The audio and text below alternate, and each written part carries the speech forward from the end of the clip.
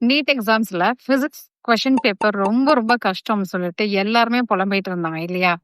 இப்ப நம்ம கிராவிடான்ஸ் இன்ஸ்டிடியூட்ல இருந்து எவ்ளோ ஸ்டூடண்ட்ஸ் எழுதுனாங்க? அதுல எத்தன பேரு எவ்ளோ பிசிக்ஸ்ல மார்க் வாங்கியிருக்காங்கன்ற அனாலிசிஸ் பார்ப்போம். 40 ஸ்டூடண்ட் அட்டெண்ட் பண்ணியிருந்தாங்க நீட் எக்ஸாம. அதுல 16 ஸ்டூடண்ட் 90% அபோவ். இதுல ஃபர்ஸ்ட் பெர்சன்டைல் எவ்வளோனா 99.5%. ஸோ இதெல்லாம் பாசிபிள் எதனால அப்படின்னா, நாங்க ரொட்டீனா ஃபாலோ பண்ற ஒர்க்னால.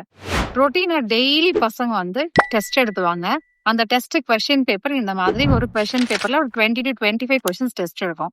சரி, டெஸ்ட் எழுதி முடிச்சாச்சு. அப்புறம் ஆன்சருக்கு அனலைஸ் பண்றது, டீச்சர்ஸ் அந்த ஆன்சர் டிஸ்கஸ் பண்றது இதெல்லாம் நடந்தா கூட, நம்ம பண்ண தப்ப நம்மளே உட்காந்து அனலைஸ் பண்ணி அதுக்கான சொல்யூஷன் கண்டுபிடிச்சாதான் அது உண்மையாலுமே ப்ரொடக்டிவா மார்க்கா கன்வெர்ட் ஆகிறதுக்கு பாசிபிலிட்டிஸ் இருக்கு.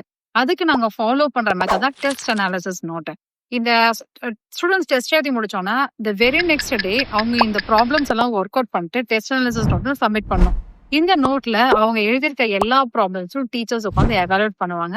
ஸோ தட் நீங்க டெஸ்ட் எழுதி முடிச்சுட்டு அடுத்த நாளே அந்த கொஸ்டின் பேப்பரை திரும்ப ஒரு தடவை சால்வ் பண்ணி ஆன்சர்ஸை சப்மிட் பண்ணும்போது உங்களால உங்களோட ஸ்கோர்ஸை இம்ப்ரூவ் பண்ணக்கூடிய பாசிபிலிட்டிஸை கண்டுபிடிக்க முடியும். எந்த கொஸ்டின் கரெக்டா எழுதியிருந்தோம், எந்த கொஸ்டின் தப்பா எழுதியிருந்தோம், எந்த கொஸ்டினை தொடவே முடியல, இதுக்கு எல்லாத்துக்கும் ஆன்சர் நீங்க போட்டீங்கன்னா அடுத்த டெஸ்ட்ல உங்க பெர்ஃபார்மன்ஸ் கண்டிப்பா இம்ப்ரூவ் ஆகும். இதை நாங்க கிராவிடான்ஸ்ல சிஸ்டமேட்டிக்கா ஃபாலோ பண்ணிட்டு இருக்கோம். அதனால தான் 16 பேரு 90% அபோவ் நீட் எக்ஸாம்ஸ்ல வாங்க முடிஞ்சிச்சு. ஸோ உங்களுக்கு பிசிக்ஸ் ரொம்ப சேலஞ்சிங்கா இருக்கு, எனக்கு பிசிக்ஸ் தான் ரொம்ப பயமா இருக்கு அப்படின்னா நீங்க வர வேண்டிய இடம் கிராவிடான்ஸ்.